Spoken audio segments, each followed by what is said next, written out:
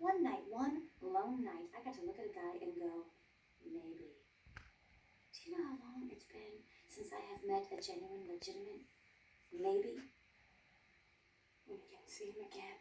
Any second he's in there showering. What?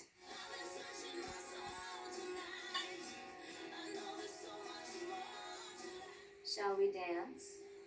Let's. You still game? Oh, hey. Wouldn't kiss it. Miss it. I wouldn't miss it. If you were going to ask me what is the biggest reason that Ally McBeal became a hit, I think that, to me, the obvious one would probably be Callista Flockhart. Callista was very brave right from the beginning to do all the things that risked making her unpopular. Do you think it was easy for me to do what I did in front of a whole church full of people? Do you think there's one person sitting out there right now who doesn't think I'm some cheap slut? No. The caliber of people that we've been able to get on the show is so extraordinary that it's like playing tennis with great players. You know, it raises your game. It's so difficult to get through scenes, especially with Greg Gurman, who I work with a lot, and he is so funny as a human being in real life that it's almost hard to bear, you know, getting through scenes with him because he's hysterical. I've had a couple of scenes where I just said, please don't look at me.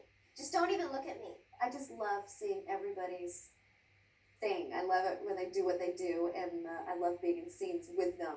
When you have a chemistry like that with the cast, you're way ahead of the game. And that chemistry is very unscientific. No producer, no writer can just sort of do it or guarantee it. It either happens or it doesn't. I need to speak with you. I have a problem. All right.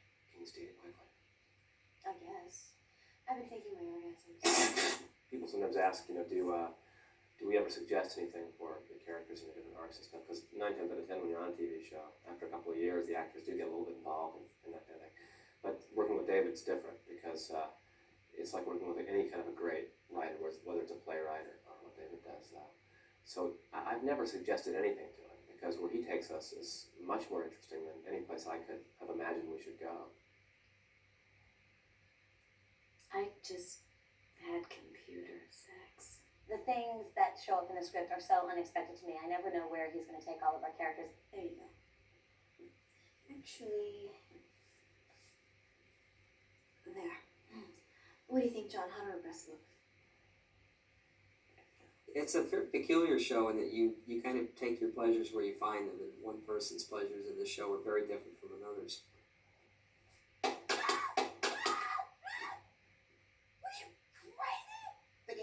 Every time I get a new script, I look at the cover for a little bit, and I flick through the pages very quickly, just to see kind of the feeling of the script, and then I read all my dialogue first, because of course that's the most important, and then I, you know, it is very exciting because I have no idea what I'll be doing next week.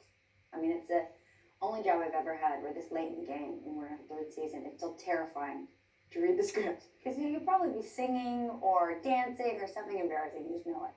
I do believe that anything can be thrown at anybody in these scripts. And what's nice is that when he's doing the throwing, he usually throws it at least 2 people at the same time. So you at least have a friend or foe in the scene with you, which is good. You're curious. Well, it wasn't just that, Blaine. For whatever reason, last night, I had an urge to kiss you.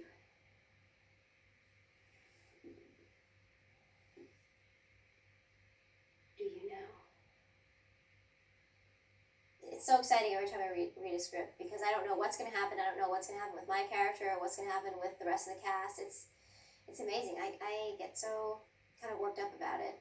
And I think that's great because it's not predictable, which is also a very big challenge as an actress, you know, when you get a script and you don't know exactly what's going to happen. Then when you read it, you realize you have to do something that you didn't expect. Ally McBeal really has such an emotional nucleus to the show. When you break the show down, it really is about the emotional and personal lives of our characters. What I find enjoyable watching all the characters is seeing what's odd about them and their flaws sort of being embraced and almost celebrated and heightened to a level. Sex, sex, sex, sex, sex. It's Waddle with Whipper versus Meat Pit with Lane. Well, you put the fish in superficial, damn it. The Fish is a great character because David's been pretty true to it. He hasn't sentimentalized it. I think the tendency with a character like this, especially on an ongoing series that goes on year after year, is to soften him up a little bit. And I think if you do that, you make him a lot less interesting to play and certainly less interesting to the audience. Elaine, do you remember what you did for me last week? Could you, Sure.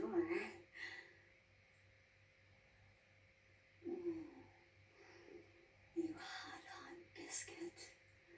I love Elaine. I think you have to love the characters that you play. I love when she does things that are wrong. I love that when she does things that are bad. That to me is what's most interesting to play. So I learned a while ago, I played some characters that I didn't love, and I don't think they come off as well because you have to love them. I mean, it sounds like a stereotype, but you have to love them before the audience can. Oh, now I'm deranged, too. And pathetic. Billy has been primarily a centering force, I think, for the other characters. He's a pretty normal insight into this collective group of misfits. It's interesting to see what you'd call, I guess, an interior type personality on television. You don't often see them when television is about being extrovert, showing and telling everything about yourself. And my character is very much about concealing himself. Honestly, believe that David's characters say the things that many people think and don't say and wish they could. Watching two women take their tongues to each other arouses the male species, which fosters the urge to procreate and accordingly ensures the survival of the human race. They always think like, oh, we've gone as far as we're going to go. And then he comes up with something that is believable, but yet that step further. I've always believed that for Allie to be viable, it has to keep incorporating change. And the show will certainly be recognizable to our valued viewers, but it's not going to be staying still this year.